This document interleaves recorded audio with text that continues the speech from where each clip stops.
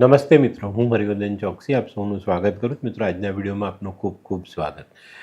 મિત્રો, આપણે આપણા જીવનમાં સુખની કામના કરીએ છીએ, પણ આપણે ઘણી વખત ભૂલી જઈએ છીએ કે ભાઈ આપણી સાથે, આપણા જીવનની સાથે નવગ્રહો જોડાયેલા છે. તો એ નવગ્રહોને આપણે કઈ રીતે સારા રાખી શકાય અને એની ઉર્જા કઈ રીતે મેળવી શકાય? મિત્રો, આના માટે છે ને આપણે થોડુંક ભૂતકાળમાં જવું પડે.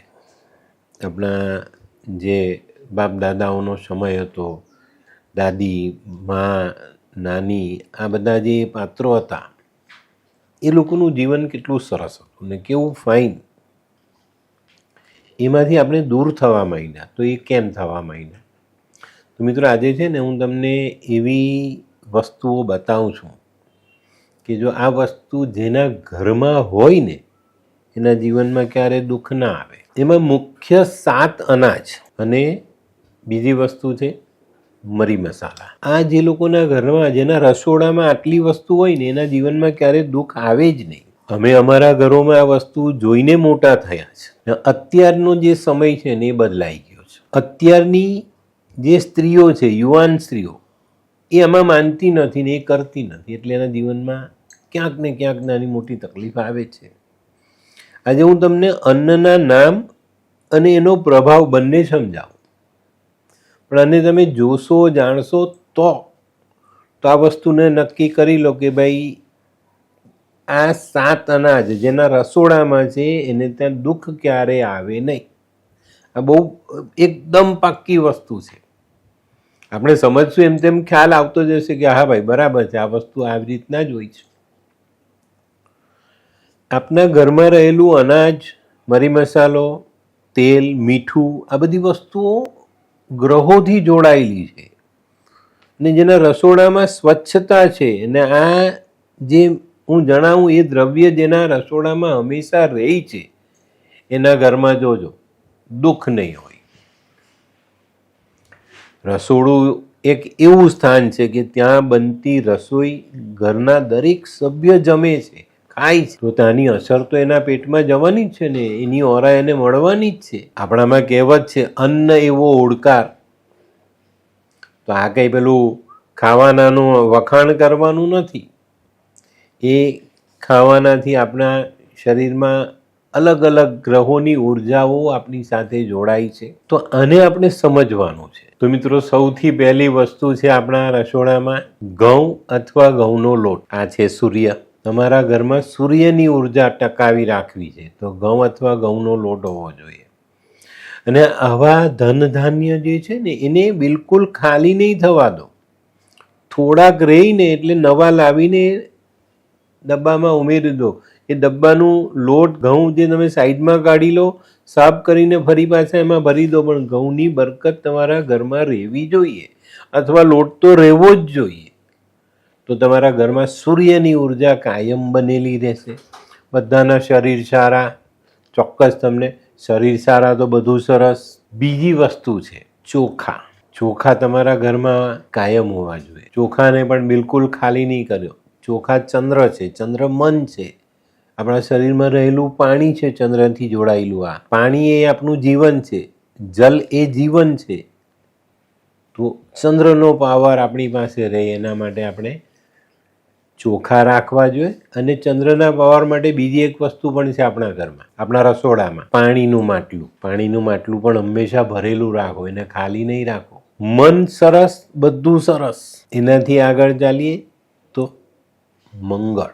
મસૂર, મસૂરની દાળ, ખાંડ. ખાંડ પણ મંગળ છે, મસૂર પણ મંગળ છે. તો આ દ્રવ્ય તમારા રસોડામાં હોવું જોઈએ, તો તમને ફાયદો થાય. ઘરમાં મંગળ સારો છે તો બધું જ સરસ, બધી વસ્તુ સરસ. મંગળ એટલે જ શુભ કાર્ય. અને આપણા જ ઘરનો મંગળ ખરાબ હોય, આપણા ઘરમાં મંગળની ઉર્જા જ ન હોય તો મેં જોયું છે આજના લોકોને 200 ગ્રામ 500 ગ્રામ લાવીને રાખે ને વપરાઈ જાય એટલે પાછું 2 દિવસ કાં ભૂલી ગયો, રહી ગયું કરતાં કરતાં ચાલે છે. આવી વસ્તુઓનો સ્ટોક રાખો, એટલીસ્ટ 5 કિલો રાખો. 5 કિલો.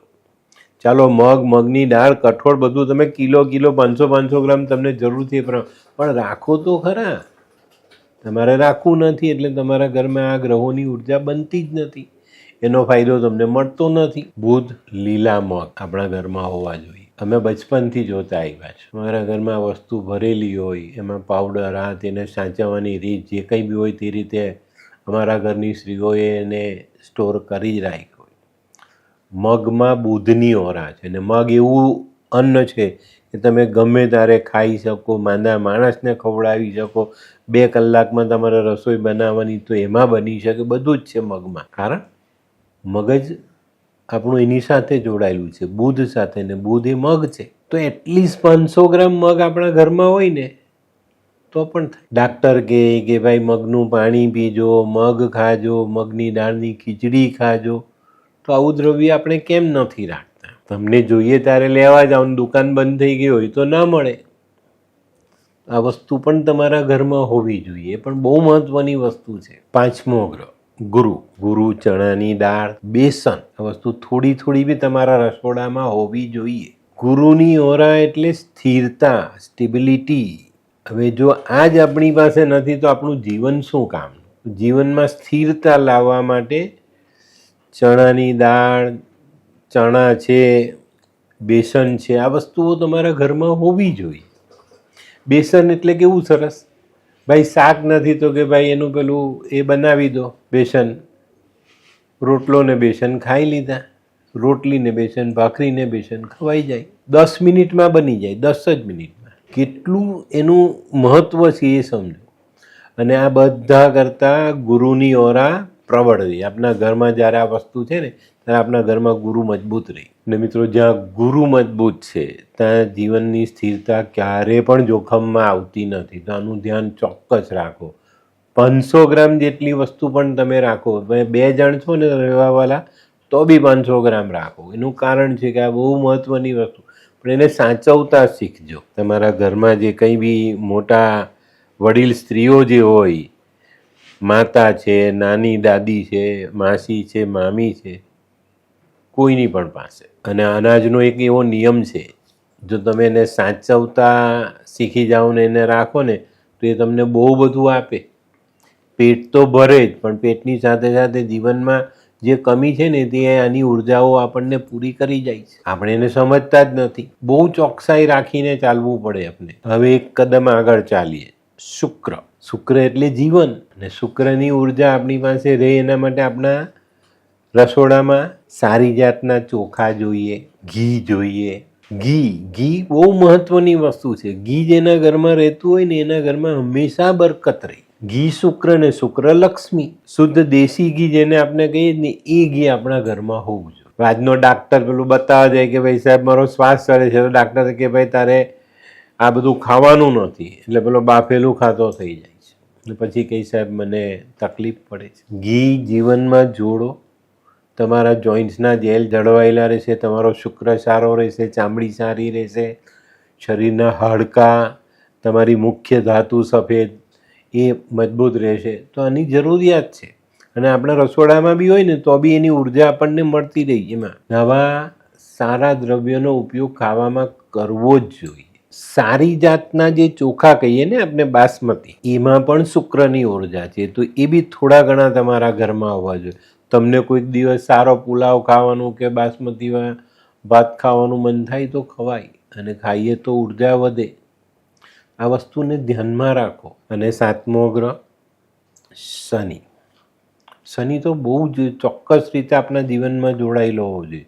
શનિ એ કુટુંબ, આપણા શરીરના સ્નાયુ, આપણી પ્રોપર્ટી એની સાથે જોડાયેલી છે. શનિની ઉર્જા માટે તેલ, મીઠું, કાળા અડદ, આ દ્રવ્યો તમારા રસોડામાં હોવા જોઈએ. અને એ હશે તો જ તમે એ કરશો. મીઠું એ સબરસ છે, દરેક ખાવાનામાં તમને 2 ચપટી જોઈશે જ, તો એનો ઉપયોગ આપણે કરવો જોઈએ. પણ એને આપણી પાસે પણ રાખવો. રસોડામાં સ્વચ્છ રીતે આપણે એને સંભાળીને રાખતા શીખી જઈએ ને તો આપણા રસોડામાંથી જે ઉર્જા બને જ ને એ આખા ઘરને મળે, ને ઘરનો કોઈ સભ્ય આમ તેમ નહીં થાય. અડદ પ્યોર શનિ. અને અડદની તાકાત કેવી! જે માણસ અડદ ખાતો હોય એના શરીરના સ્નાયુઓ મજબૂત હોય, શરીરમાં તાકાત હોય, બધું જ હોય એની પાસે, પણ આપણે એને એક્સેપ્ટ નથી કરતા. આજની સ્ત્રીઓ ફોન કરી દઈશ, ભાઈ લેતા આવજો, પીઝા, પાસ્તા, ઢોસા લઈ આવો ને ખાઓ. અને પછી તમે એમ કહો કે ભાઈ હવે અમારી પાસે તાકાત નથી, અમને તો શરીર નબળું લાગે છે. તો મિત્રો, રસોડું એક એવી જગ્યા છે કે જ્યાંથી તમને દરેક ગ્રહોની ઉર્જા મળે છે અને તમારા જીવનમાં એને આપણે જોડી શકીએ છીએ. ફક્ત ખાવા પૂરતી વાત નથી, ખાવાનું તો છે જ, આપણે ખાઈશું તો જ જીવીશું, પણ સાથે સાથે આ દ્રવ્ય જો આપણા રસોડામાં છે તો એના દ્વારા પણ આપણે આ ગ્રહોની ઉર્જા મળે છે. હવે આ થઈ ગઈ વાત આપણી 7 ગ્રહોની. હવે 2 ગ્રહ બાકી રહ્યા, રાહુ ને કેતુ. રાહુ ને કેતુ એટલે આપણે રસોડામાં કોની સાથે જોડીશું? તો તમારા મસાલાના ડબ્બા સાથે. મરી મસાલો જે કંઈ બી છે તેજાનો, એ રાહુ કેતુથી જોડાયેલો છે. અને બહુ ચોક્કસ અત્યારે ખબર આપણે બધી ફેસબુક પર ને યુટ્યુબ પર રીલ જોઈએ છે કે અજવાઈન ડાલ દો, જીરા ડાલ દો, એ કર દો, વો કર દો. તે બધું શું છે? એ રાહુ કેતુ છે. મીઠું અને મસાલા તમારા ભોજનનો સ્વાદ બનાવે છે, એને પૌષ્ટિક બનાવે છે, એનાથી થતી આડઅસરને ઓછી કરે છે. રાઈનો વઘાર, જીરાનો વઘાર, અજમાનો વઘાર, દરેક વાનગીનો ટેસ્ટ વધારે છે, એનાથી થતી આડઅસરને નાબૂદ કરે છે. તો આ રીતે જો આપણે આપણા રસોડાને જોઈએ તો રસોડામાંથી આપણે આપણા દરેક ગ્રહોની ઓરાને મેળવી શકીએ છીએ, આપણા જીવનમાં જોડી શકીએ છીએ ને એનો લાભ લઈ શકીએ. રસોડું જીવનમાં બહુ મહત્ત્વનું છે. અને મિત્રો, આ વાત છે તો હું તમને એક બહુ અંગત વાત કહું, જે આજે આપણે ભૂલી ગયા છે. ભૂલી ગયા છે એટલે આપણે આપણા જીવનમાંથી પેલી અગવડ સગવડના નામથી એને કાઢી નાખ્યું. રસોડામાં બેસીને જમવું. આજે રસોડું છે ને પેલું પ્લેટફોર્મની સાથે આમ ગલી જેવું થઈ ગયું. પહેલાંના જમાનામાં જોઈ આવજો, જેના બી જૂના ઘર હજુ બચેલા તેમાં રસોડા મોટા હતા. રસોડામાં મા, દાદી, ભાભી, નાની, કાકી જે બી ઘરના સ્ત્રીઓ સભ્યો હતા એ લોકો રાંધતા ને રસોડામાં બેસીને બધા જમતા. એનું કારણ શું હતું? રસોડામાં રાહુનો પ્રવેશ નથી, એટલે રસોડામાં બનેલી રસોઈ રસોડામાં બેસીને જમો તેની સાત્વિક અસર આવે અને એનાથી તમારું શરીર સારું રહે. તો આ વસ્તુને આપણે આપણા જીવનમાં જોડવાની છે.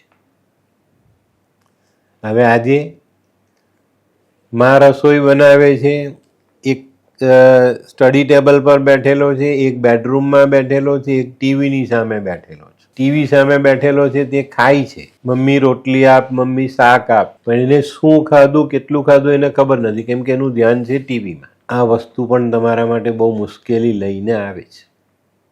એ ખોરાકમાંથી જે તમને ગુણ મળવા જોઈએ, એની ઉર્જા મળવી જોઈએ, એનું પાચન થવું જોઈએ, એ બધી વસ્તુ ત્યાં નષ્ટ થઈ જાય છે. તો રસોડામાં અગ્નિ છે ત્યાં રાહુ આવતો નથી. સાત્વિક ભોજન કરવું છે તો રસોડામાં જમો. આના માટે તમારે જો ધ્યાન આપવું હોય ને, તમારે ત્યાં કોઈ પેલા મહારાજો કોઈ પ્રસંગોપાત રસોઈ બનાવવા આવતા હોય ને, એને આજે બી જોજો, એ લોકો આજે બી આ નિયમ પાળે છે. એ રસોડા જ્યાં રસોઈ બની ને ત્યાં જ બેસીને પોતાનો ખોરાક જમી લે છે, બહાર નહીં જમે. કારણ કે એમને ખબર છે કે મેં રસોઈ બનાવી, અહીંયા અગ્નિ છે, અગ્નિ પાસે રાહુ નથી આવ્યો, મારી રસોઈ સાત્વિક છે. એની થાળી કાઢીને બાકીનું તમને સોંપી દેશે. તો આ છે ને બહુ મહત્વની વાત છે, ને એને જો આપણે સમજીએ ને તો બહુ ચોક્કસ એનું પરિણામ લઈ શકીએ ને એનાથી આપણા જીવનમાં બહુ સારા ફાયદાઓ આપણે જોડી શકીએ છીએ. તો મિત્રો, અમે જે દ્રવ્યો તમને ગણાવ્યા, એની ઉર્જા તમને કીધી, કયા ગ્રહથી જોડાયેલો તેનું મેં જ્ઞાન આપ્યું, તો આ ચોક્કસ તમારા જીવનમાં ઉતારજો.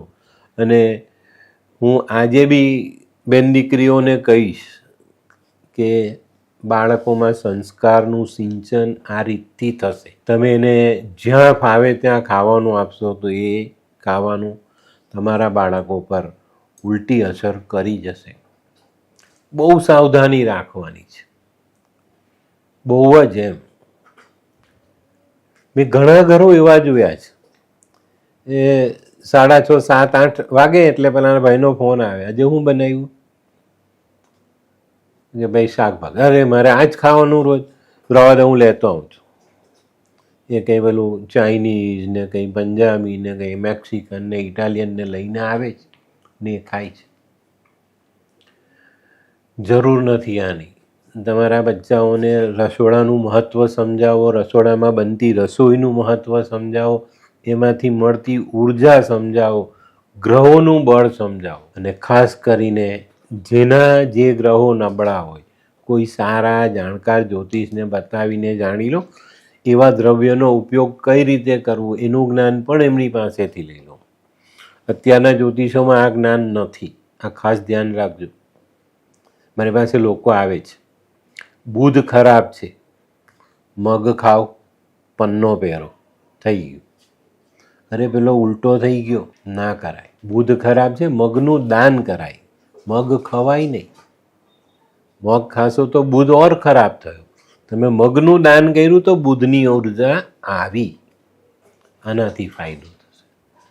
તો આવી સરસ જાણકારી સારા જ્યોતિષોને પાસેથી લો અને પોતાના જીવનને એટલું સરસ અને સ્વસ્થ બનાવો કે તમારું જીવન ધન્ય થઈ જાય, તમારું સ્વાસ્થ્ય જળવાય, તમે શરીર મજબૂત બનાવીને સરસ ઉર્જા, સરસ મન, તન મન ધન બધી રીતે મજબૂત થઈને જીવનને જીવી શકો.